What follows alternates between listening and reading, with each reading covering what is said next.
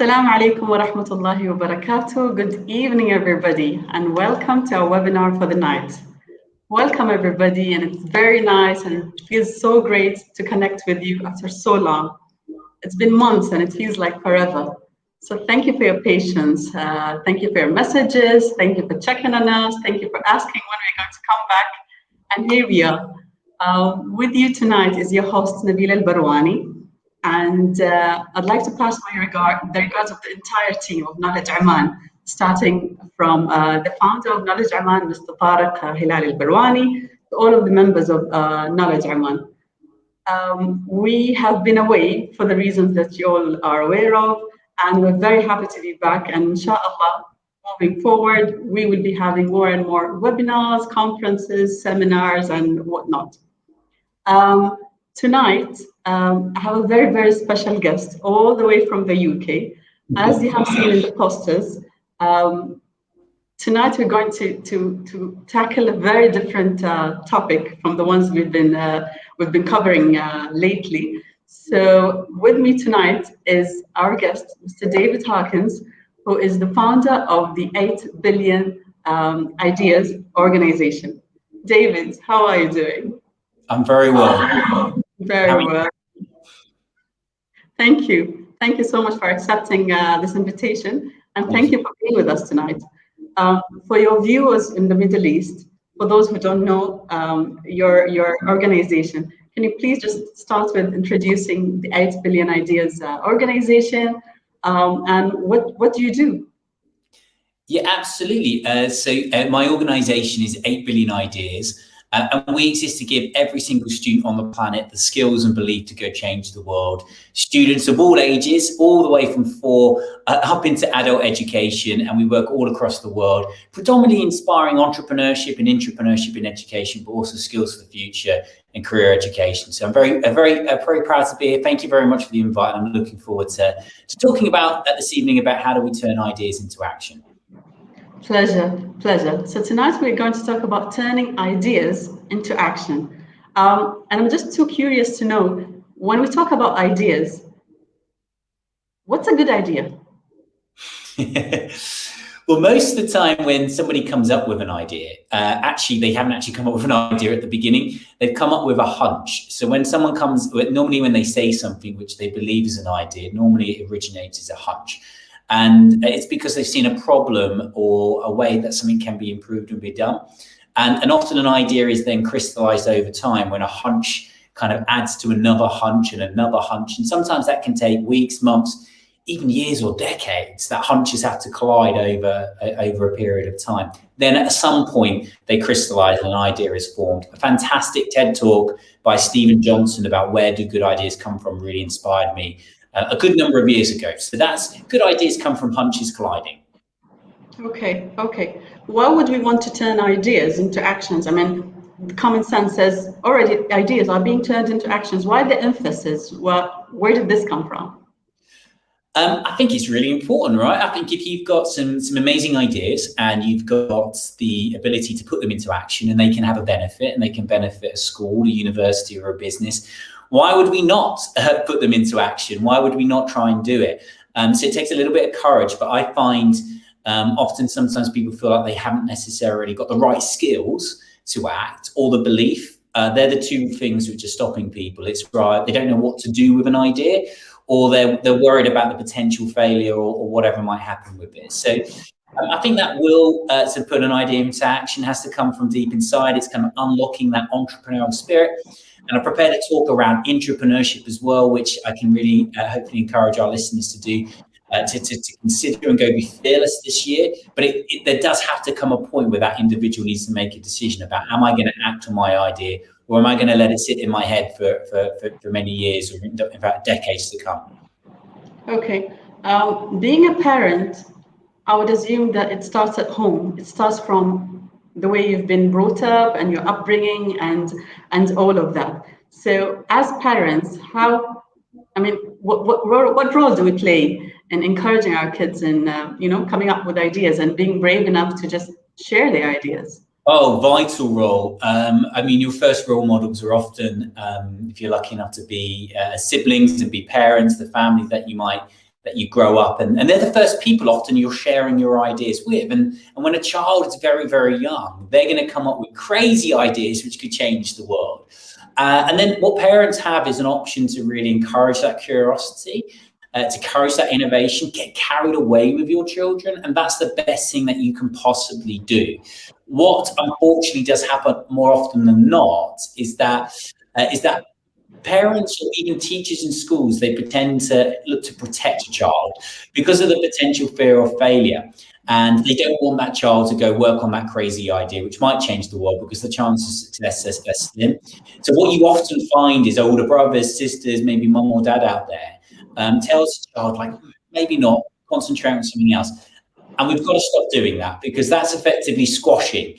That's a squashing an idea, that's squashing a potential a hunch which needs to be explored. So the best thing that parents can do out there is get carried away with your children, get curious with them.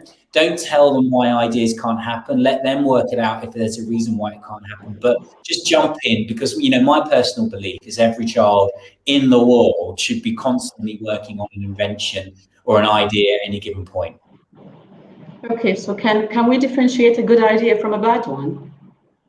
I don't necessarily think there's such thing as a bad idea. And sometimes when someone says an idea which might be deemed bad, they often probably haven't thought it through. Often good ideas are probably ideas which people will review as kind of high impact, low effort. So whenever you come up with an idea which can have a marginal gain, a benefit to an organization. So a marginal gain is that small incremental improvement which can kind of adds up over time. It can then have a profound impact on an organization, a school, university, or whatever it might be. You've got to look at ideas quickly and go, is it good? You know, is it difficult to implement? Or is it actually a quick win and we should be doing that and jumping on it? So you can definitely look at ideas, but you have to look at the impact. What I find is that people come up with ideas, they don't consider the potential ripple impact of an idea. And sometimes they look at tiny ideas and they kind of keep kicking them into touch. Where actually we've got to be doing the opposite. We've got to be jumping on those tall, tiny and small ideas, go make them happen. That's a marginal gain. I'm a big believer in it. One of my TED Talks was about a world-class mentality, about how can we actually go all embrace a world-class mentality. And to me, that's kind of seeking continuous improvement day after day. And the small things you can't let go. I mean, a 20-minute saving a day from a productivity idea about how you just operate as an individual adds up quite significantly. It's over 7,000 minutes a year. Like six working days is quite extraordinary. But we always kind of like kick those ideas into touch because they're too little. They're not going to. I'm the opposite. I'm quite relentless when it comes to the whole theory of innovation, marginal gains. If I see something that can be done and improved for myself, I'll go do it, and certainly in the business as well. Okay. I heard you had visited your old school and you sat and met with the 4-year-old graders. So please share that story with us. Yes, so a number of years ago, actually I was in the Middle East and I had a journalist meet me. I was working with a school and I had 4 and 5-year-olds, which were coming up. We were doing an entrepreneurial workshop at that age. And this very grumpy journalist comes along, and I'm not sure if he wanted to be at the school, but he started talking to me and just said, look, why are these children inside at the weekend? Shouldn't they be outside playing? And I said to him, well, look, have you gone in there? Listen to them. They're playing with their imagination. This age group is fantastic. And I said, just kind of off the cuff, that I believe, you know, as young as 4-year-olds, children can go change the world. And then I was invited to do a TED Talk in London a number of years ago, in my first TED Talk. So I decided to do the topic, can a 4-year-old change the world? And part of that was a piece of research. And I went back into my old primary school. My old head teacher was still there. He'd been a primary school head teacher for a good number of years. And I said, look, can I interview the 4-year-olds? I would love to speak to them. And ask them whether or not they feel like they could change the world, and just see what they say. I mean, 4 is incredibly young, and then see what ideas that they might have. And I interviewed about 50 children. What was fascinating about it at the time was about 50% said yes, they could change the world, and 50% said that they couldn't. And out of the 50% who said that they could change the world, 80% were boys and 20% were girls. And it was about a 50-50 split in this particular school. It was unbelievable at that age that so many children believed that they couldn't change the world, and then equally so many young girls felt that they couldn't do it. One of the 4-year-olds I asked, I said, why not? Why can't you change the world? And she literally turned up to me and she said, David, I don't have muscles. You need muscles to change the world. And I was like, we're getting this all wrong. How is a 4-year-old girl saying that, when quite the opposite? These children should be believing that anything is possible. I believe in that. I'm not 4 anymore. I'm a little bit older than that. True. But they're influenced. I think the key is young children are influenced by a number of factors before they're even in school, right?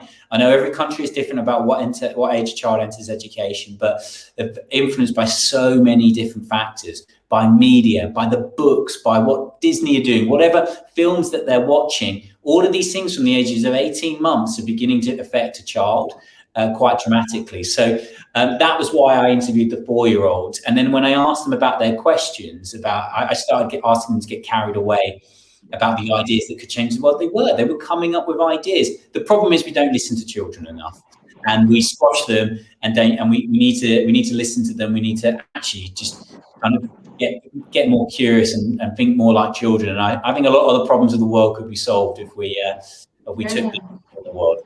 True. I believe businesses can make use of ideas that come from children as well. Definitely. I mean, we have a board of children that we go to when we've got big ideas and ask for their opinions. I have a children officer, which I go to, and she tells me exactly how it is. And I genuinely, hand on heart, I believe that if some of the biggest businesses in the world invited children into their boardroom and genuinely listened to them, they would learn a lot. And it would make them think a little bit differently. There's a big problem I see out there in the economy at the moment, in industry, because my background before starting a business was, I was in tech. I was working for IBM before becoming an entrepreneur. And I am worried about how businesses are talking to children coming out of schools and universities. They don't quite understand Generation Z. To me, this is quite a remarkable generation.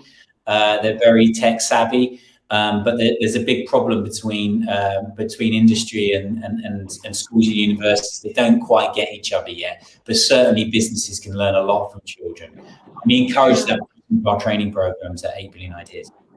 True. You know, one of the things I found very interesting while going through your bio is the way you introduce yourself as a dreamer. I thought, that's quite a title. Yeah, I like to think big, like dream big. I certainly said that at the start of I thought about how I was going to introduce you. When you're doing a TED talk, it's, I'm sure there's a few TED fans. By the way, I just dropped in my LinkedIn. If anybody wants to connect following this or get in contact, please feel free to do it. But I was thinking, how am I going to open up my TED talk? And, you know, I was talking to my wife and she said, David, you always, you think big, dream big, you're a dreamer. And I was like, right, that's what I'm going. But I believe anything is possible. I certainly do. And it's fascinating how people don't believe that and how that changes. And it starts very young, and as children and turn into adults, they end up picking necessarily sometimes career paths which aren't linked to their passions. And then suddenly it kind of chips away at you. But, you know, I am a dreamer. I kind of believe, why not? If we've got a good idea, why don't you run with it? The only obstacles normally are up there in your head. True. I see more people joining in. So whoever's joining, welcome. It's Knowledge Oman, your multi-award winning knowledge sharing platform in Oman. And we're happy to have our guest, Mr. David, all the way from the UK, the founder of the 8 Billion Ideas organization. David, tell us, how can organizations make use of such an idea? I mean, such a perspective or a way of thinking, how can we is it a culture related matter? Well, if you don't mind, I've got a few things which I can share with the audience, because I think one of the most important things that if you're in the field of business or schools, or you're leading up a university, whatever it might be, because there's two terminologies you've got to be really aware of, right? There are entrepreneurs out there who make ideas happen, right? They have an idea, they put it into action, they really think about it. But entrepreneurs need to work with entrepreneurs, and an entrepreneur is somebody who actually works in an organization and thinks like an entrepreneur. So whether or not, and that's very relevant to schools, universities, and the whole education space everywhere, right? Every single business, university, school, college has entrepreneurs in them, because at the end of the day, it takes one idea to start something, and thousands of ideas need to be followed up afterwards. So what's really important is about how are you, if you're thinking from a leader's point of view and you're running a team, how are you unleashing entrepreneurs? How are you encouraging everybody to be as creative as they possibly can be in an organization? There's lots of things that you can do, but before I kind of explain that, one of the biggest things, and I've kind of had this in the back of your head, it's so important, because if you want to run a world-class team, or it's as simple as this. It's about seeking marginal gains day in, day out. I mean, I call it the everlasting line, that continuous improvement. Like, you're never there, actually. And this green line is made up of thousands of small marginal gains adding up. And it does actually make a big impact. But, to do it, there's lots of different ways you can do it. But you've got to start with yourself. You've got to start looking at how you as an individual are operating as an asset. So I'm always looking at me and going, where can I find my own marginal gains? What can I do to be even more efficient? Then you're kind of living, breathing in proof of, what it's like to be an entrepreneur and intrapreneur. Then you can encourage that within your communities and talk about the theory of marginal gains, talk about ideas. And there's lots of different techniques you can do. I see a lot of organizations do these three things, which is use suggestion boxes, online surveys, or say, look, if you want to turn an idea into action, come and see me. But these are outdated, they don't work. Suggestion boxes just collect dust. Online surveys are never listened to, and leaders are so busy right now. But you've got to make sure you have frameworks in place, because there's a theory called the Ebbinghaus curve theory, which if you don't write an idea down upon creation, it's simply forgotten. So there's lots of different techniques, but the first thing you've got to do is start with a little bit of self-reflection. You've got to start by looking at the way that you operate as an individual. How are you tackling your day job, whatever it might be, and how can you be more efficient? Then you can move your attention to other people. Two things, or one thing just popped in my mind as you are presenting right now is it a top-down approach, or is it a bottom-up? I mean, how should it work in organizations? It's got to, at the end of the day, an organization is only as strong as the people that are within it. And I think it's got to be a little bit of a balance, right? You can't just keep pushing down and saying, these are the ideas that we're implementing and this is what you're going. As an organization grows, different sizes, whatever it might be, the biggest asset that an organization has is the people within it, okay? Every single person has an amazing imagination. Every single person just needs to be unleashed a little bit. So to me, we talk about that kind of grassroots, bottom up. How do you get a culture? How do you get an environment which is fearless? Okay. And it starts with the leader, though. The best thing someone can do from a bottom down perspective is be that living, breathing example of what innovation is all about. It isn't about telling people, it's about kind of just being it, embodying it. And what I try to do in my business, of course, look, a lot of my big ideas are obviously heard and talked about, but I take consensus, I listen to people, I'm setting the direction of the organization. But each day I'm trying to show that I believe in the theory of marginal gains, and I want every single person in the business to do it as well, because the tiny things count. So it has to be a bit of balance, but you can't have a culture where you're just telling people what ideas should be implemented, because quite frankly, you'll be missing out on millions of ideas every single year if you don't have the frameworks in place to listen to your teams. So it's talk the talk, walk the walk, basically. You need to lead by example, yeah. Another thing is world class. World class. Absolutely. Talk to us about world class. Well, look, I was always, I'll bring up a sporting slide here. I was always inspired. I love my sport. I'm sure many people do, but there's so many amazing examples of athletes out there who are world-class in what they do. So I've always been inspired by people in elite sport, and I've always been inspired by people in business. And when I was growing up as a teenager, I was lucky enough to get a part-time job. So I just wanted to earn a little bit of money. And the owner of the restaurant was so successful, I just asked him why. And he started to tell me about the theory of marginal gains, in that they don't waste food and they don't waste drink. And then it really opened my eyes up to his mentality as a business owner. And then given that kind of parallel passion in business and then, my passion in sport, I kind of coined this phrase about, embracing a world-class mentality. And to me, it's very, very simple. It's a commitment to continuous improvement every single day. People who are world-class, can be world-class in anything that you do. You can be a world-class teacher, a world-class professor, a world-class finance manager, whatever it might be. It's a mindset. All it is about continuous improvement, being positively relentless when you see the opportunity for innovation to be implemented.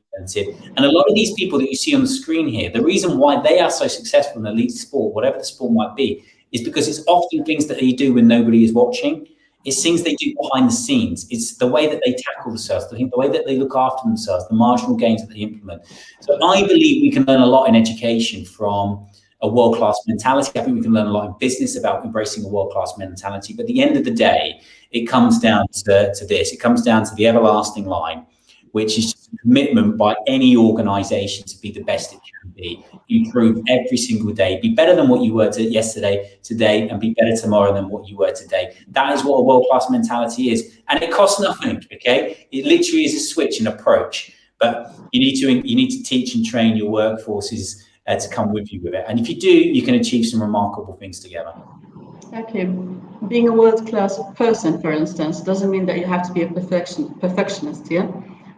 It's taking each step each day gradually and slowly. You don't wait until the day you're 100% perfect, because you're not going to wake up one day and find yourself perfect. It's those little steps that you do each and every day. Yeah. Look, the point is about this approach is you're never there, right? I'm not standing here and saying I'm a world-class individual at all. What I'm doing is embracing a world-class mentality, which is I'm relentless with this. Like on the top of my notepad and the way that I operate is what can I do to improve? That is what it is. It's a step-by-step improvement. So when an organization declares themselves as a world-class business or a world-class school, well, they're not yet. Actually, the whole point is you're never there. You keep going. Like you're aspiring to be world-class is a better phrase, because there's always something you can do to improve. As soon as you think you've got there, what happens? You get complacent, okay? And then someone else will come and take over and be a market leader, be a better entrepreneur, or be a better leader. It's about a day in, day out commitment to oneself, just to keep raising your brilliance bar, keep pushing on, and keep doing the most you can do. At the end of the day, it's about making as much impact to me. That's been my driver. Yeah. Looking at organizations, I think it takes so much bravery for someone to walk in the boss's office and say, I've got this idea in mind, or I'd like to share my idea, or I've got this crazy thing, innovative, thought that I think we can apply. So apart from that, what should they do as employees? Right, you're absolutely correct, right? You've got this idea, you can see a frustration and you want to share it, okay? And in a lot of organizations, they haven't got necessarily the right culture in place to be fearless. There's a lady called Amy Edmondson and her great TED talk about fearless organizations are the ones which are going to be successful in the decades ahead. They're the ones which have those frameworks in place. They're the ones which listen to ideas. So you might not be able to walk into an office for multiple different reasons, but you can write to your leaders. You can get it down on a piece of paper and send them an email or a text message or whatever it might be. The key is don't have any regrets. And if you share ideas all the time and it's not being listened to, it could be two factors, right? Maybe you're not necessarily thinking about the impact of an idea, which you can then consider. So you can share an idea, give it an impact statement that it's going to affect this amount of people, it's going to help our clients, put a number around it, that might draw more attention to. Or quite frankly, you're in an environment which isn't ready yet to be listening to ideas. In that situation, come and speak to us, because a lot of our work is trying to get leaders and teams acting more entrepreneurial, and it has to work as it has to be coming down, bottom down, top down. It's got to come all the way together. If you're pushing up ideas, no one listening, it's not going to work. Equally, if you're pushing down ideas and you haven't quite got the culture, it isn't going to work there. Businesses and organizations need to realize that collectively they're better as one and not working in different silos. Okay, I have a question here. And because you used to work for IBM and you just decided to leave IBM, and who would leave IBM, one would think, yeah, and pursue with your personal business. The question here says, what's the best suggestion to balance day work, passion, and family? Still working it out. No, but passion. Sorry, your business passion, day work, family. So, what's the best way of just getting that balance right? It's so difficult, right? You've got to keep doing it. In a way, COVID has allowed me to have a better balance. I would say as an entrepreneur, it's helped me not need to travel as much, not be on the planes, be at airports, be in the car, whatever it might be, which has allowed me to have that better balance. The truth is, you've got to be really disciplined. I don't have my phone in the bedroom. On the weekend, for one day, I put the phone away in the kitchen, so I'm not there. I'm with my family, because sometimes you have the danger of being with your family, but you're not with your family because you're in your back of your head. I've deleted emails off my phone because I've realized it makes no difference. If I see an email at 9 o'clock at night or 6 o'clock in the morning, makes no difference. But it does make a difference to my sleep and the way that I'm operating, because I start thinking about a response and what I'm going to do. So a couple of techniques that I've done is turn off my email, off my phone, put the phone away when I'm with the family when I possibly can. And I think, lastly, I've been a little bit lucky that not lucky, none of us have been lucky through the pandemic, but COVID has definitely changed the way that I operate, and it means I'm going to come out of it with a better work-life balance. Well, it's like having the TV switched on as you have dinner with your family, or having the mobile on the table, during a meeting. I mean, these are all little distractions that we don't feel, but they actually have an impact. Yeah. Of course they do. Of course they do. You've got to. It's really hard when you're an entrepreneur. It shouldn't be an excuse if you're an entrepreneur, right? When you're an entrepreneur, the reason why it's really difficult is at the end of the day, the buck always lies with you, right? It always comes back to you at some point. And you've got so many considerations that you've got your clients, you've got your team, your suppliers, your students, all these different people that you're working with. And as you're a growing organization, often the CEO and the founder will have a pivotal role to different processes and stuff. So, people will come to you when they need you a little bit of help. And the best thing you can do as a team is obviously empower that team back. But the reality of it is, particularly through the startup phase, you've got to be quite hands-on. Well, you've got to be very hands-on. So that makes it difficult. But at some point when you've got established, it's about hiring people which want to grow with your business, and then lower the burden. They always talk about being in and on an organization. Can you be more on rather than in? And that's a balance that I continue to work at, to try and be more on rather than in the business. Interesting. Another question or a comment here says, Dear David, I do agree with the idea that kids are dreamers, and if helped to expand their ideas, they can fly. Absolutely. Yeah. A couple of things here, I'll just build on it, because I talk about squashing ideas, but in my TED talk, I talk about the average response time that when a teacher, for example, asks a question in the classroom, it's seconds they're giving children to think about a response. And often the child which puts their hands up first will then speak rather than the thinker, right, who needs a little bit of time to come up with a better answer. We do the same thing as parents. We do. Pause. People sometimes feel they have to just pause, right? Let a child just sometimes come out. I'm still practicing. When I've got a 4-year-old boy now. I didn't have a 4-year-old boy when I did my TED talk, but now having a 4-year-old boy, I often ask him about his ideas and does he believe he can change the world. Then I just be quiet and I just listen. And sometimes it's a 2 or 3 minutes before he speaks, and then he says something remarkable. So you've got to just take the shackles off, get carried away, be curious with them. Think like a child and enjoy their crazy imagination. You can have a lot of fun too, but any child can change the world. Let's just make sure we're not squashing them. But frankly speaking, how do we listen to children? I mean, this is how we do it, right? Like, yeah, you're right. We're on our gadgets, yeah. You have to put them away, and you have to practice listening. Listening is. There's a great book I read about 10 years ago about the lost art of listening. Shows it as a skill. about how difficult listening is. It's an incredibly difficult skill. We always concentrate on speaking. Speaking, yeah. Practice listening is to me, any entrepreneur I've met, their biggest asset and their biggest skill is listening.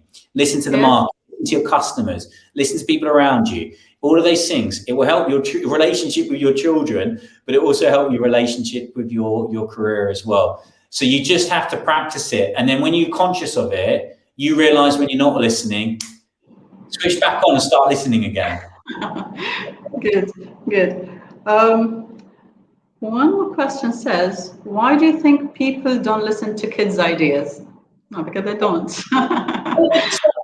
All the distractions that we have, there's loads of reasons. We all live brilliantly busy lives. We're all so busy.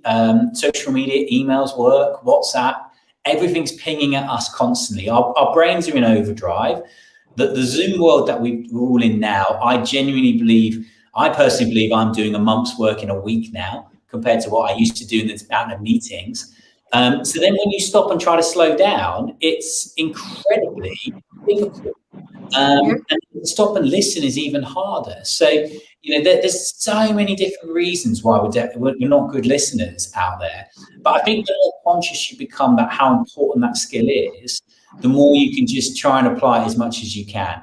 Try and listen to a song, okay, any song, and go, I'm going to listen to every single word of this song. See how many seconds last, okay, before your mind wanders and you go off into a different place. Not long, maybe 15, 20, 25 seconds is a really difficult skill we just overlook all the time in education and business.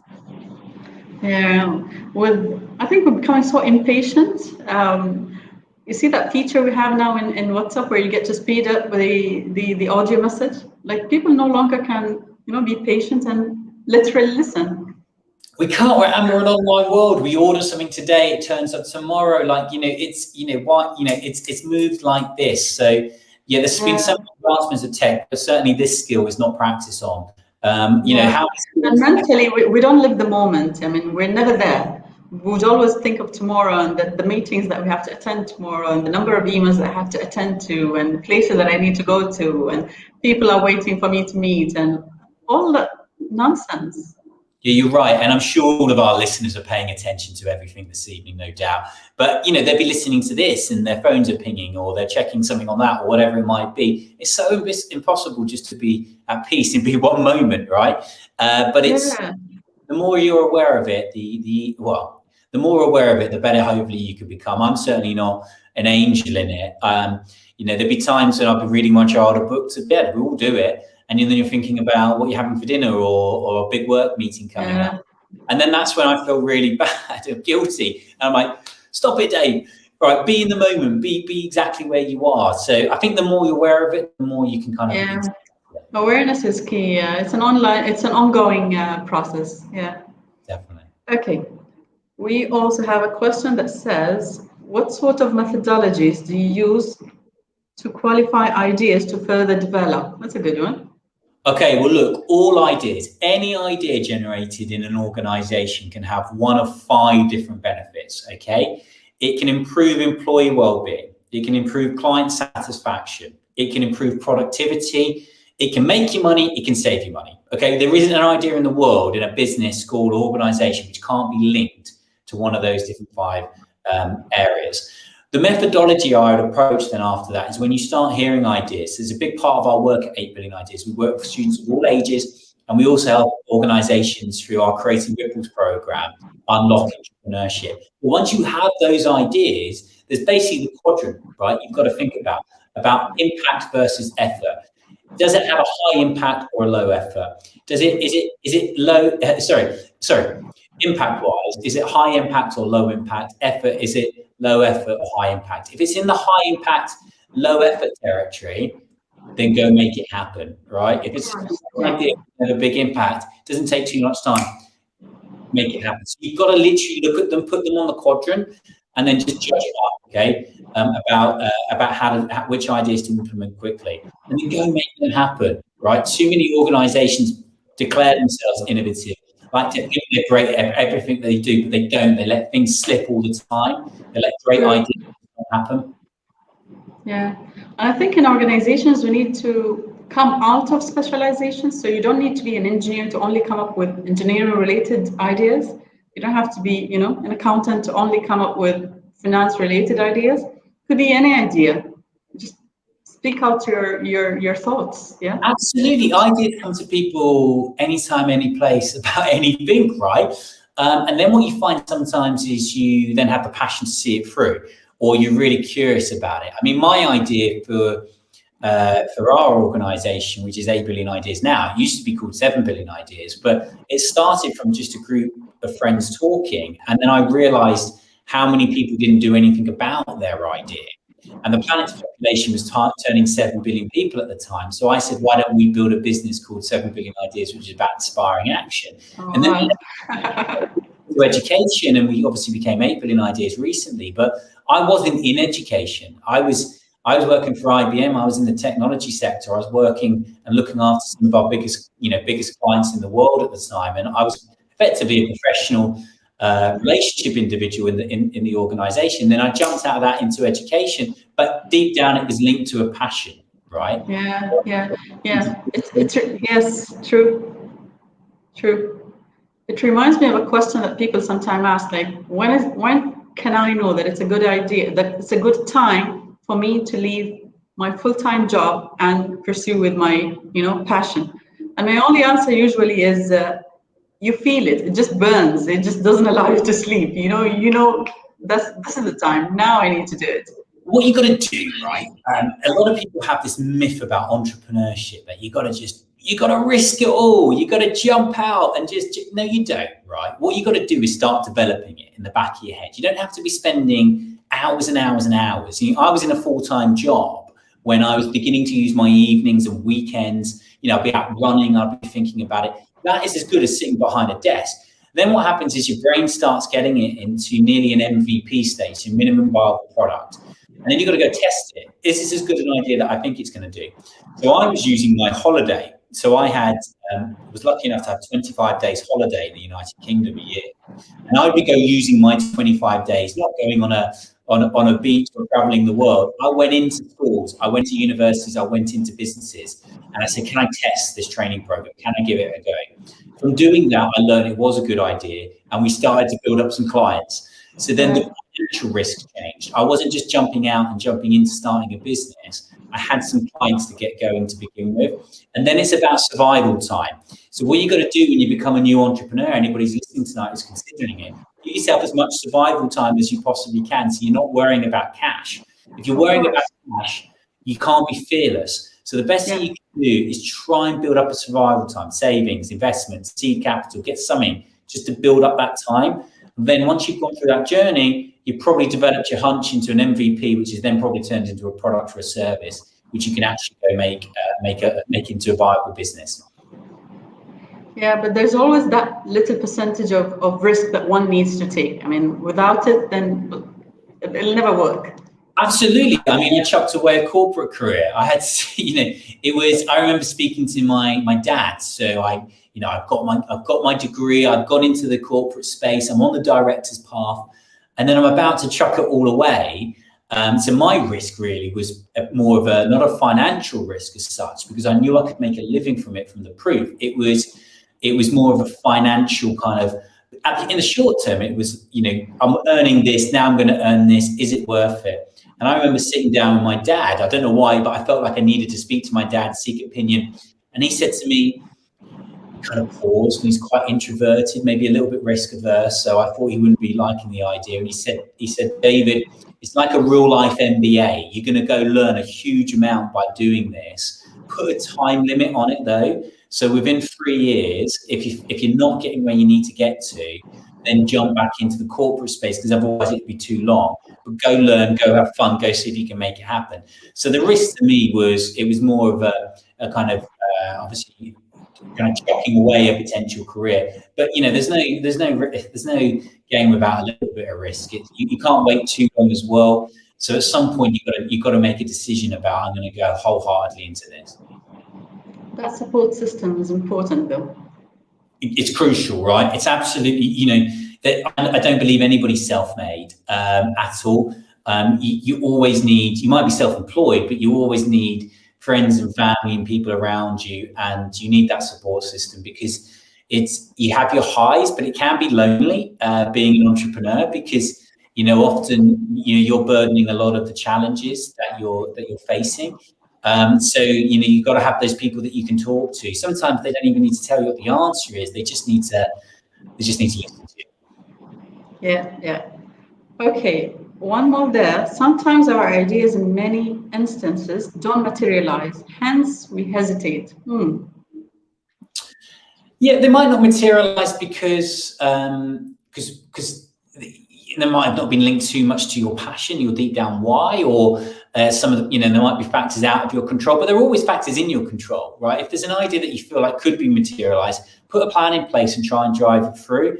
I think what I often see is people hesitate with ideas in organizations or sharing ideas is because maybe in the past they've shared an idea with a leader, a vice president, a CEO, whoever it might be, and then nothing happened. And then people hesitate because they think, is anything going to happen now? Right? And that's perfectly natural. Okay. But don't get despondent. Sometimes things don't happen for good reasons. Sometimes it don't happen because the leaders weren't listening. Keep going, okay? Don't hesitate. Be fearless. If you've got an idea, keep sharing it. If you could do something about it, go make it happen and prove to people. But I understand where you're coming from. And that's where businesses and organizations need to change. They need to be much more open, much more frank, and have the ability to listen to people. One thing I've noticed is that sometimes we share our ideas with the wrong people. So sometimes you do, and you get naysayers. If you've heard the term, you get naysayers out there, and you get people squash ideas and they tell you why they can't happen. There's another. True. As parents with children, we tell them why they can't happen because we're protecting them from potential failure. As you get older, and maybe even peers, friends and family out there, they also tell you why it can't happen because they're jealous. Okay? Yeah.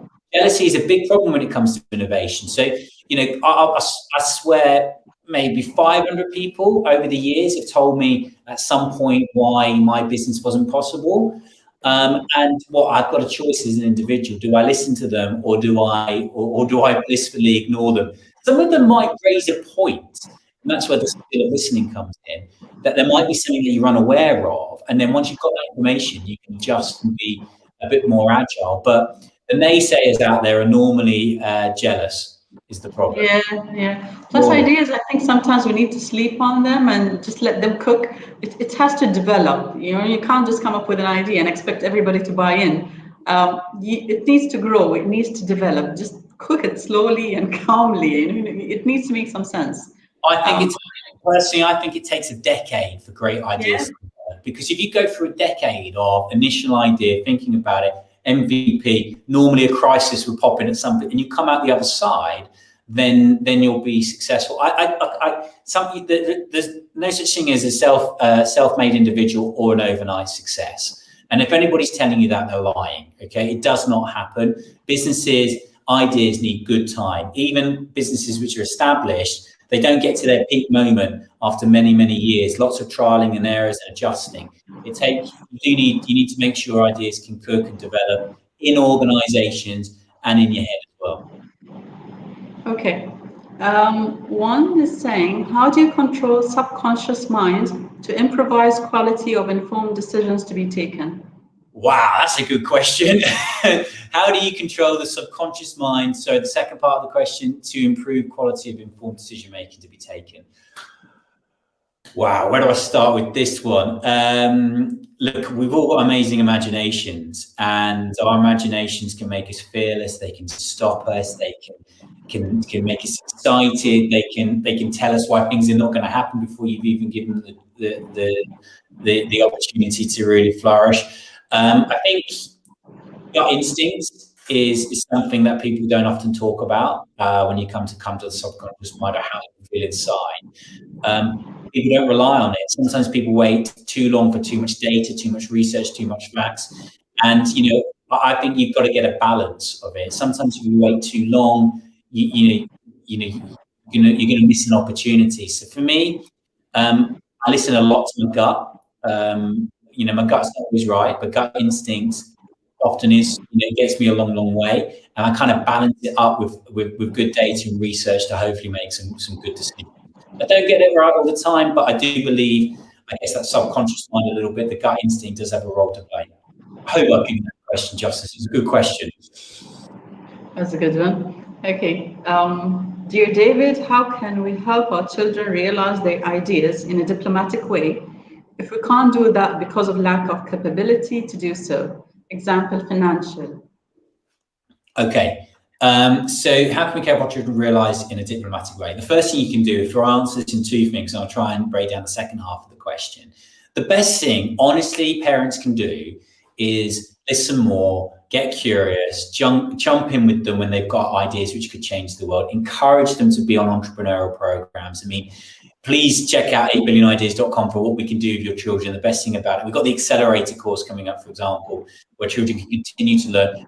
Flood them with great opportunities to learn about it, but don't limit them yet. Sometimes ideas don't necessarily need a huge financial backing, particularly at the start, to take it to MVP stage. And remember as well, okay, although you might not have the finances to support your child's idea, that shouldn't necessarily be the way that it starts, okay? Crowdfunding is picking up huge momentum around the world, including in the Middle East. There are plenty of different ways of raising capital if you've got a strong enough idea, or seed capital, that small amount of money you need to get going. Crowdfunding, angel investment, and it's all out there. So if your child has got a great idea and it's going to cost a lot of money to make it happen, let them explore it. And the best thing you could potentially do is help them build up an investment presentation or positioning, and start learning more about where do you get money to get things going. Entrepreneurs, some entrepreneurs out there take the successes of previous businesses into the next one, but they've all got to start from somewhere. They're all going to start from different financial positions. Often those probably in maybe the poorest or don't have that much money actually become incredibly resourceful with their first businesses and go on to be very, very successful. So don't limit it because of money. There are ways that ideas can flourish without it. Good. I hope we managed to answer all these questions. How to tackle reluctance to accept and integrate new ideas into existing processes? How to tackle reluctance to accept. Okay, so that comes into the kind of naysayer bracket where maybe you're telling a manager or a superior and they're kind of like, they're a little bit reluctant. Well, that comes to the impact statement, okay? The best thing you can do when you know something's a good idea and they're not really listening, think about the impact. How many people, amount of money, amount of time, multiply it, okay? Particularly time. If it saves you 10 minutes a day, times that by 365 days a year, it all begins to act up. So reluctance, I think you can tackle really by taking a step back and creating some great impact statements. You don't have to build business cases. Impact statements is getting someone to really listen to you by considering the multiplier effect of an idea. Okay, there's a good one here that says, what are the learnings you got from failures? I've got some grey hairs probably from failures. Failure is a really interesting topic, right? And it's part and parcel of everybody's life and the journey. I mean, a failure really is only a failure if you failed and you don't learn anything from about it. Otherwise, it's just a big old lesson. So I've had lots of lessons in my life. I don't think I've had any failures because to me, I've always, if something's not gone wrong, I've learned and adjusted. Failures are when you've not learned and adjusted. So to me, it's just about having that mindset. It doesn't mean that sometimes you're not rock bottom, right? You can be. Your people building businesses or making an idea happen is very, very difficult. You will find yourself at times in a difficult place, but you've got to keep taking a step back. You've got to have a look at the bigger picture. To me, when things are challenging, I kind of look at that mission statement and just remind myself why we do what we do, which is giving every student out there on the skills and beliefs to change the world. And then you feed off, your energy comes from the students and the adults enjoying what you're doing, and you keep going. So I would look at it, failures are only failures if you're not learning from the low. It's just a learning and it's taking you on to the next step. Yeah. One more here I think is brave for the person to come out and say it loud. What if your idea has been stolen? It's a great fear. Well, look, it's an idea. It's an interesting one, this, because I don't actually believe people steal ideas as much as people think they do. They hear about patents and trademarking and stuff like that, top end and global things. But if you have an idea, right, and you're passionate about it, and I tell you about it, there's no chance you're going to be more passionate about me. You're going to go see it through, right? You can always innovation is there. So exactly. The point is, you've often got to talk about the idea to get feedback on it. Look, if you the thing that you can do to avoid something being stolen is, I actually think the most important thing to protecting an idea is securing the names, getting the domain. You've got the website address and the social media handles, right? That was the most important thing for us. Go get those social media handles. Go get the name, for example. And then what could people steal? They might try and do something that you do in a slightly different way, but they're not going to do it as good as you, right? But they're probably going to give you more, they're probably going to give you more inspiration to be better than them. I wouldn't worry about the stolen factor, okay? Otherwise, who's stealing an idea which is just in your head? Nobody is. You've got to go try and make it happen. Yeah. What do you think about Musk's new battery innovation?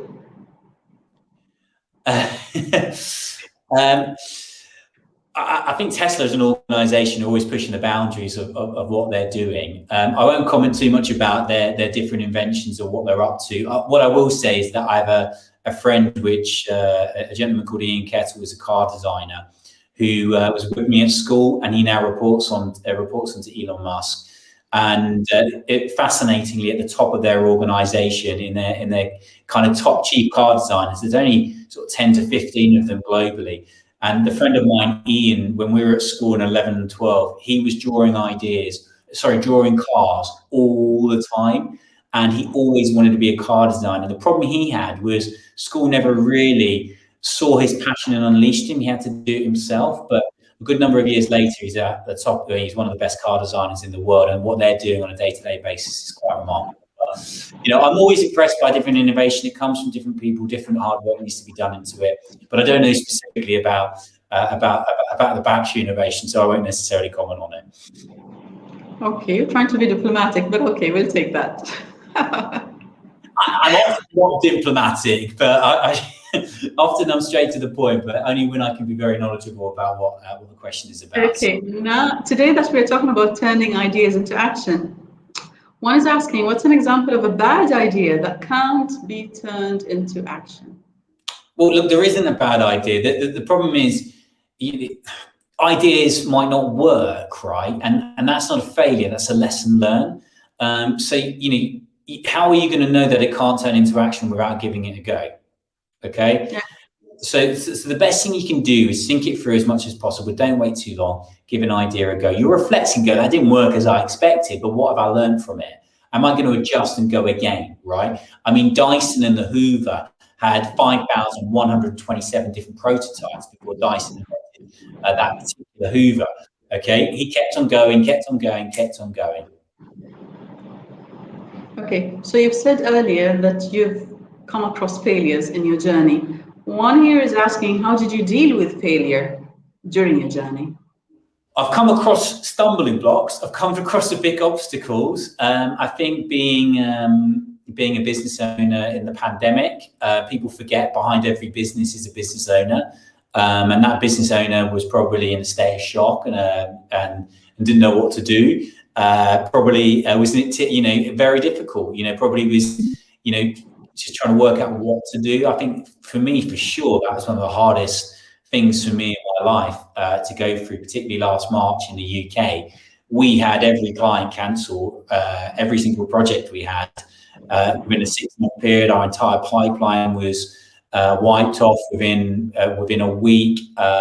Very hard to deal with. And the way I dealt with it was being stubborn and declaring to myself I didn't want to be a COVID story and thinking my way out of it. And then there was a kind of a realization that, I've been an entrepreneur, I've built one business, I can build a business again in a COVID world. I'm going to go prove to the world that I can do it. And to me, it was kind of maybe feeling sorry for myself for a couple of days and then picking myself up and seeing it as an opportunity and a big test. Picking yourself up, that's key. That's key. Many young people have brilliant ideas. How to encourage them to share their ideas and be heard a youth forum maybe? Yeah, definitely. I mean, it's a big part of our work at 8 Billion Ideas, and we're always encouraging children to share them and give them the confidence, right? So the first, it has to start home. You know, it has to start with that right environment of nurturing, developing, and listening. Schools have got to take more responsibility. You know, it's not just squashing of ideas at home. Teachers are really bad at it. I'm sorry, teachers, you're listening, you know, out there. Not all teachers, but often teachers are doing exactly the same. What parents are doing is trying to protect those students, get them focused on their studies. So we've all got a responsibility for listening to young people and their ideas, giving them a little bit more confidence, steering them in the right direction, getting a little bit more curious. It comes back to two factors though. They need the skills, they need the belief, okay? They need to be taught what to do when they have ideas, and they need that confidence built up over many years that they can actually go do something about it. Yeah, if I'm not mistaken, they're referring to youth here. So khalas, we're done with school stage, and these are young adults. I think responsibility is key. I mean, no matter how your upbringing was, which school you went to, it's time you just stand on your feet and try out new things. I mean, test and try and test and try. I believe they're still young. Your 20s, your 30s. It's never too late. And It's, no idea is too small to be heard or to be shared or to, to be converted and turned into action. yeah, you're 100% right, but it does come back to skills or belief. If you're 18, 28, 68, right? True. When someone has, you go, do they have the skills and the knowledge, or do they know how to find it? As you become older, you know, you can go on the internet and you can learn stuff quicker. You can watch YouTube videos, which you can't necessarily do when you're 4 or 5, right? You can pick up the skills if you want to. You can teach yourself, right? Comes back to belief though. As you know, as you get more older, more doubts creep in. The fear of failure, the what happens if I do this and that stuff. That doesn't happen as a child. So there's no reason as you become adults, whatever age you might be, youth, elderly, granny or granddad, you can teach your stuff. You can work out very quickly what you need to do to start an idea. Always come back down to believe, have you got the courage to go explore it and make it happen? And every age stage or every age phase has its benefits. You know, when you're in your 20s, you've got the time, you've got the energy. When you're older, you've got the wisdom and the experience and so on and so forth. So, you know, you can always utilize all of that. Yeah, and remember there's such thing as co-founders as well, right? Don't go give away 50% of your equity of your idea or your business, but sometimes it doesn't have to be solely you. You can co-found businesses to help a little bit, or go find or go say, look, this is my idea. I'm the founder, but I'm happy to make you a co-founder. Give them a little bit of equity to help with research and development. But yeah, there's always benefits of age and wisdom and skills that you have. And what I try to do in the business now is have some great diversity of age and background and experiences to blend off each other. And you know, people gravitate and come work for us often without a history and education, but a passion for it, and a passion for entrepreneurship, which is what I'm really looking for. Good. We've got 3 minutes left. I'll try to do this very quickly. How do we keep new ideas and escape the old ideas? Is that a good idea? Say that again. How do we keep new ideas and escape the old ideas? So how do we generate new ideas, kind of kick things into touch a little bit? Is that a good idea? Sometimes, look, there's two types of ideas, right? There's an innovation or an improvement. An improvement is where 99% of ideas come from, where we see something and we can make it better. Innovation is truly unique, right? Doesn't happen often. It's normally very disruptive, game-changing. So most ideas are improvement. So, you know, they happen all around us, and the key is to maybe look at something old. How can you turn it? How can you reinvent it and improve it? I can see we've got a couple more, but not a long time, not many minutes. Do you believe there's some sort of a pattern or a formula to becoming a successful entrepreneur? Yeah, absolutely. The ability to listen and being resilient. You know, when I look around and see the entrepreneurs that I speak to, the great listeners, of course, they can speak and articulate an idea. They don't have to be massive extroverts, many introverts, but they're up for it. They roll up their sleeves and they know it's not a journey which is necessarily going to be easy, but they find a way. Yeah, the very last one is, how can I join the 8 Billion Ideas organization? Well, look, thank you everyone for joining tonight. It's been an absolute pleasure. I mean, if you've been interested, please connect on LinkedIn or check us out on Twitter or any of the social media handles. We've got lots of different slide here, I'll make myself a little bit smaller. I'm using a piece of technology to present, but if you're a parent, please, if you're a school or a university or college, go check and become a partner. You can do it for free. So at 8billionideas.com schools, you can just register very quickly, and we can find a way of working and supporting you as an environment. If indeed you're a parent, we've got Launchpad currently now, which is for our under 14s.